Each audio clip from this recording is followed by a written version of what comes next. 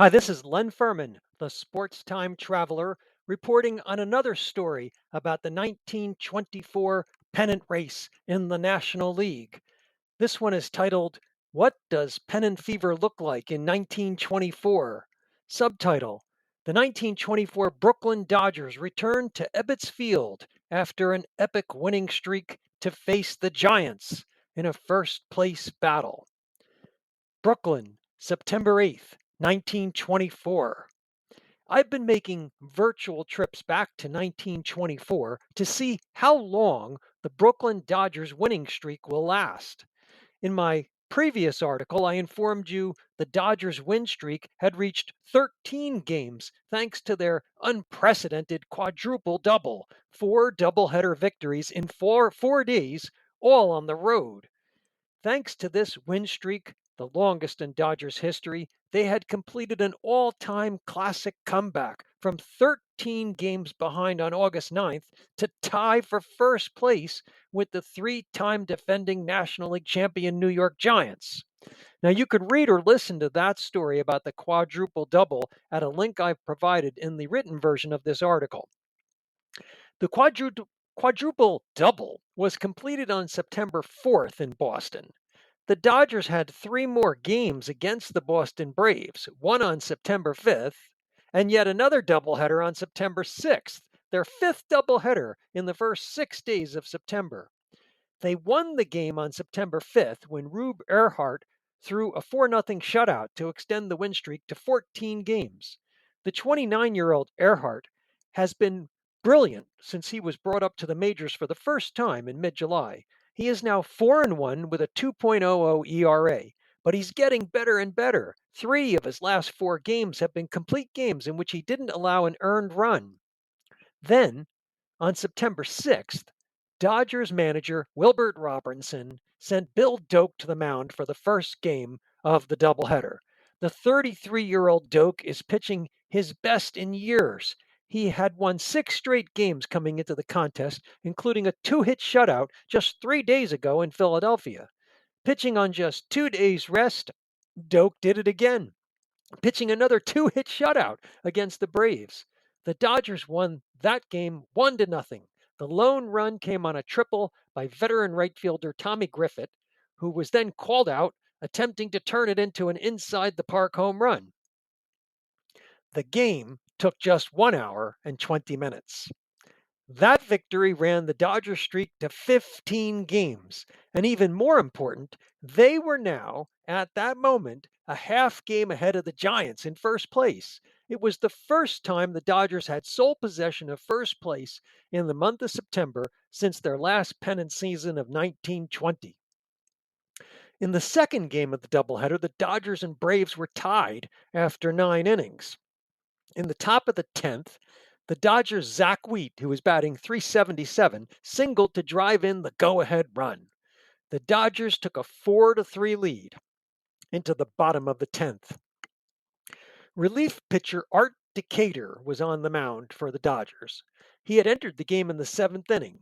Decatur was not one of Brooklyn's star pitchers. He had a 4.32 ERA coming into the game, but he had several solid recent appearances, including a start in the first game of the quadruple double, in which he pitched 7 innings and allowed just 3 hits and 2 earned runs. Decatur was also rested since that last outing was back on September 1st, 5 days earlier. But Decatur immediately got into trouble as the Braves put runners on second and third on a single and an error. Up to the plate came Casey Stengel. Casey is 33 years old and in his 12th season in the majors. He posted batting averages of .368 and .339 in the past 2 seasons, but this year he's under .300. And in the 6th inning, his single off Dodgers starter, Tiny Osborne, had snapped an 0 for 17 slump. In this at bat, however, there was joy in Mudville as Casey came through with a game tying single. Now the Braves' best hitter, Stuffy McInnes, came up, and Decatur gave him first base to load the bases with no outs. Decatur then got the first out with a pop up by Cotton Tierney. Next up was Mickey O'Neill. who had hit a run scoring triple in the first inning. O'Neill lifted a fly to center. Ed Brown caught the ball for the second out. Now he threw to home plate to try and catch Frank Wilson, who had tagged up from third base. If Dodgers catcher Zach Taylor could apply the tag, the side would be retired and the game would go on to extra innings and the winning streak would still be alive. Thomas Meany in the Brooklyn Daily Times captured the play in his article in this morning's paper. Ed made a fair throw, but Wilson slid in a fraction of a second ahead, and the Dodgers' winning streak was history. The Braves had won the game 5-4, ending the greatest winning streak in Dodgers history at 15 games. Note from the Sports Time Traveler. Back here in 2024, I did some research and found out that the 15 consecutive wins by the Dodgers in 1924 remains the franchise record 100 years later. Now back to 1924. The loss was a hard one to take. Both the tying and winning runs had been unearned. And what a loss it was. In this tight three-team National League pennant race, the Dodgers actually slipped from first place to third place as late afternoon victories by the Giants and the Pirates put both clubs ahead of the Dodgers. On the bright side, the Dodgers were finally done playing away from New York. Due to the way schedules are created here in 1924, the Dodgers won't have to leave New York City for the final 17 games of the season. Yesterday, the Dodgers got to come home to Ebbets Field after 10 straight games on the road. Their opponent would be the first place Giants. A win would put the Dodgers back in front. The homecoming. There has perhaps never been a homecoming quite like this one in baseball history. The Dodgers had been 13 games back on August 9th. They had just come off a 15-game winning streak, the last 10 of which had been on the road. And as part of that road trip, they had won an unprecedented 4 doubleheaders in 4 days. And now they were going to play their crosstown rivals in a battle for first place. What did it look like here in Brooklyn at Ebbets Field? It was bedlam. It was completely insane.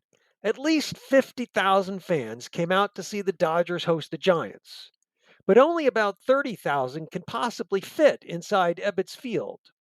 When no more tickets were available, that didn't stop the rabid fans. Here's how the Brooklyn Times-Union described the scene outside Ebbets Field. It is little short of a miracle that the ambulance call from the vicinity of Ebbets Field was sent in but once.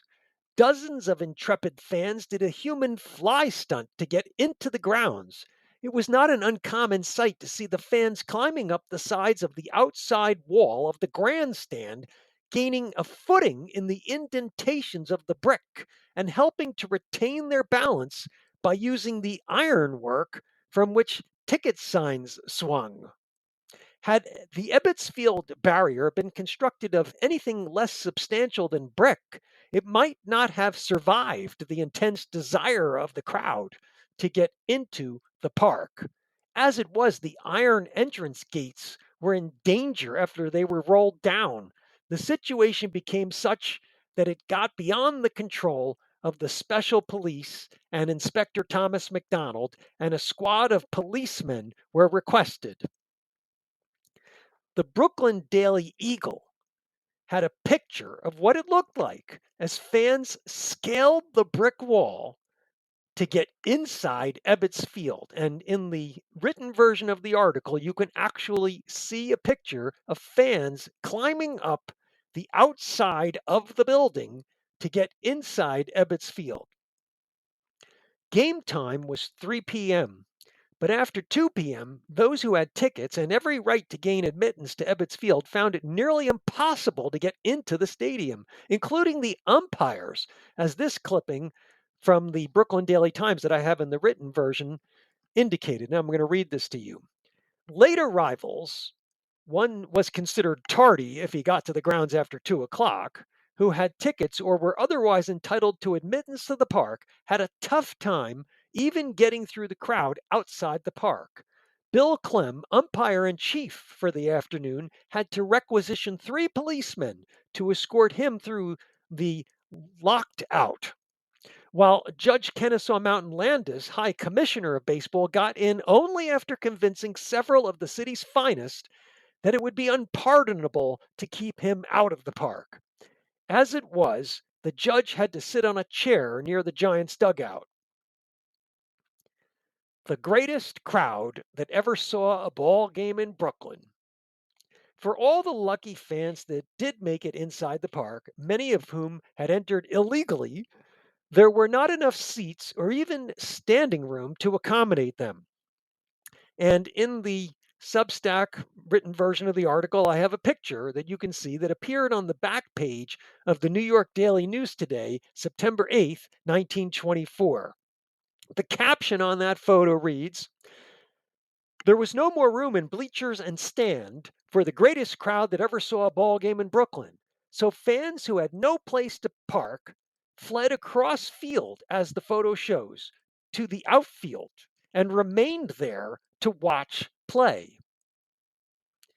Giants versus Dodgers at Ebbets Field, September 7th, 1924. The game lasted an extraordinary 3 hours and 9 minutes, and it was filled with intrigue due to the crowd that was on the playing surface in the outfield during the game. The New York Times described the playing conditions. Playing conditions bad. Both teams were under a severe handicap, as they did not have room enough in which to play the game as it should be played. The crowd was continually encroaching on the playing field. And here was an account of the strange things that took place in the middle of the game that could have resulted in a protest. This was reported by the Brooklyn Times Union. 2 outfield drives, one which went as a catch and the other as not a catch, would probably have been the basis of a protest. The catch, which went as a catch, came in the third. With Young on second and Terry on first, Wilson hit a long fly to center. Wheat went after the ball. That's Zach Wheat of the Brooklyn Dodgers. It was headed into the crowd. The fans gave way as Zach tore in the direction of the ball. It looked as though Wheat was enveloped in the mass of humanity out there, but he stuck his glove hand up with the ball, and it was ruled a catch.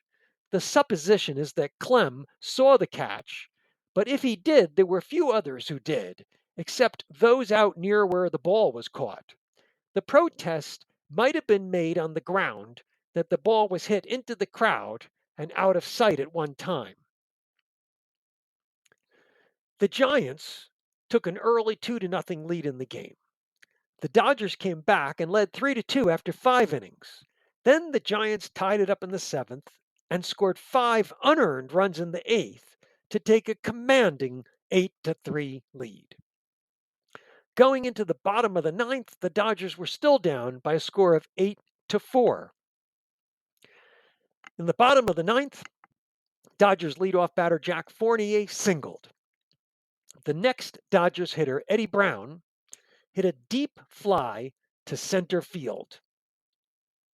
Giants center fielder Hack Wilson raced back, but there was a crowd of fans he had to contend with. Brown wound up on second base with a double, and Fournier moved to third. But Hack Wilson claimed he had caught the ball in the crowd. A melee ensued. The Brooklyn Daily Times reported on the incident this way. For a moment in the 9th inning, it looked like a forfeit. After Wilson had vanished in the crowd while attempting to spear Brown's fly, the question arose as to whether he had held the ball. The fans, players, and umpires went into a confab at the plate, and Wilson himself started in on a beeline to give his version. While they were in caucus, Frank Wilson, one of the baseline umpires, decided to get some first-hand testimony and started for center field. He ran right into a riot and it took all the cops in that section to get him out again. In our opinion, umpire Wilson is deserving of a Medal of Honor. They don't come any braver than an umpire who voluntarily enters the paws of the enemy and smiles at death in the conscientious performance of his duty. The New York Daily News had a little bit different account. Fournier singled and Brown doubled. As Stock came to bat, the standees in the outfield began to edge in toward the diamond. He was suspended for several minutes while the umpires, aided by the police, drove them back to their original position. When play was resumed, the Dodgers had runners on second and third and no outs, and they had knocked the Giants starting pitcher out of the game. Giants relief pitcher Hugh McQuillan immediately gave up a single to Milt Stock, scoring Fournier and putting runners on first and third. Now the Dodgers had the tying run at the plate with nobody out. Tommy Griffith of the Dodgers then lifted another fly ball to center field, but Wilson was able to catch this one cleanly away from the crowd. However, another run scored as Brown tagged up from third. That made it Giants 8, Dodgers 6, with one out and a runner on first, and the tying run still at the plate. The Giants got a break when the next batter, Zach Taylor, flew out to left. Now the Dodgers were down to their last out, and the batter was their starting pitcher, the spitballer Burley Grimes. But Grimes is an excellent hitter and was batting over 300 for the year. He stepped in and singled.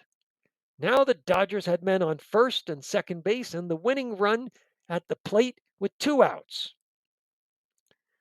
Second baseman Andy High, a .320 hitter, came up and doubled, scoring a run and sending Grimes to third base. It was now Giants 8, Dodgers 7. There were two outs, but the tying run was on third and the winning run was now on second. The next scheduled hitter was the shortstop, Johnny Mitchell. Mitchell was 2 for 3 in the game and had reached base two other times on walks. He was having a brilliant game at the plate. But he was a right-handed batter and would be facing the righty Giants pitcher, McQuillan. Dodgers manager Wilbert Robinson made a strategic move that must have surprised many fans. He took Mitchell out so he could send in a lefty batter. But since the Dodgers don't carry many non-pitchers on their bench, he didn't have many options.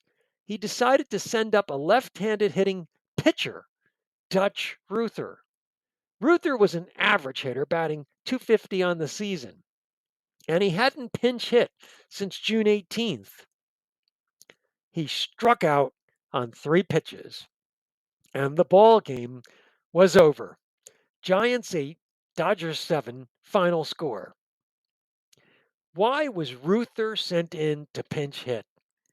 I can't figure out why Robbie made this move instead of letting Mitchell hit with the game on the line, and there was no discussion about it in any of the newspapers. Today's game.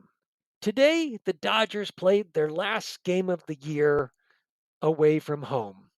It was on the other side of the East River at the old Polo Grounds, and the Dodgers had their ace, Dazzy Vance, on the mound.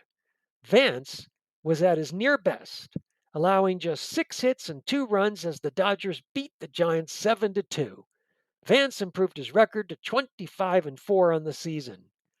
The Dodgers' victory moved them to just a half game behind the Giants, and the Dodgers' final 15 games of the season will all be at Ebbets Field. The Sports Time Traveler will be making several more virtual trips to Brooklyn to see this pennant race to the finish. Thanks for listening. Bye bye now.